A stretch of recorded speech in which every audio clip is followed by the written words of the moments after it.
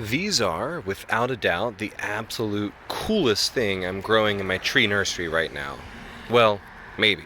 I don't really know yet. Those are one-year-old pawpaw seedlings. Pawpaws are North America's largest native fruit. They're this weirdly tropical tasting fruit that grows in the Appalachia region. Pawpaws are really awesome on their own. I really enjoy the taste of wild pawpaws, which are pretty plentiful up and down the Susquehanna River area. One of the problems with them is that unlike apples and pears, persimmon, etc., they haven't had hundreds and hundreds of years of intentional selective breeding. Pawpaws are fairly new to the selective breeding game, at least for Western growers. We can imagine that many native peoples were fairly selective in how they grew their pawpaws, but a lot of those genetics were lost due to colonizers cutting down 75+% of the trees they found to make room for grazing animals.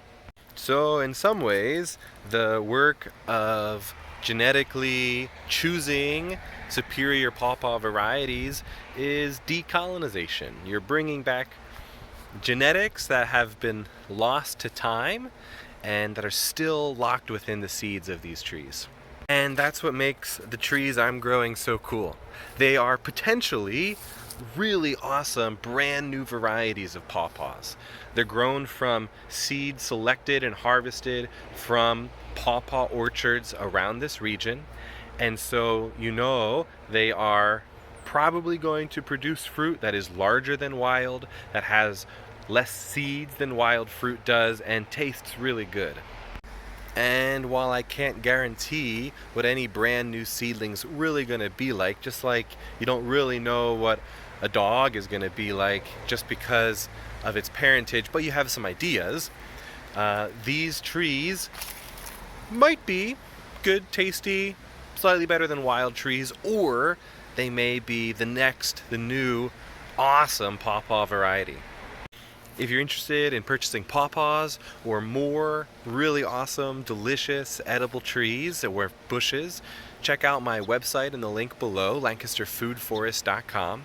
And these pawpaws specifically, if you're interested in the work of decolonization and the work of discovering locked genetic potential, I would love to sell these pawpaws to you, and if you're willing, I'd love to stay in communication over the years to find out if they are truly something special and unique. Specifically, what I'm looking for are pawpaws that have a very small seed to flesh ratio, so that they are mostly flesh with little to almost no seed at all. I think, like many of our other fruits, like bananas for example, there is the possibility of someday finding a pawpaw tree that produces no seeds in its fruit, and that would be something really special. Maybe it's one of these trees, we don't know. So I'd love to work with you. I'd love for you to plant 1 or 2 or 10 of these trees on your property, and then we can stay in touch over the years to find out, what do they taste like? How many seeds are in them? Is the tree extra productive?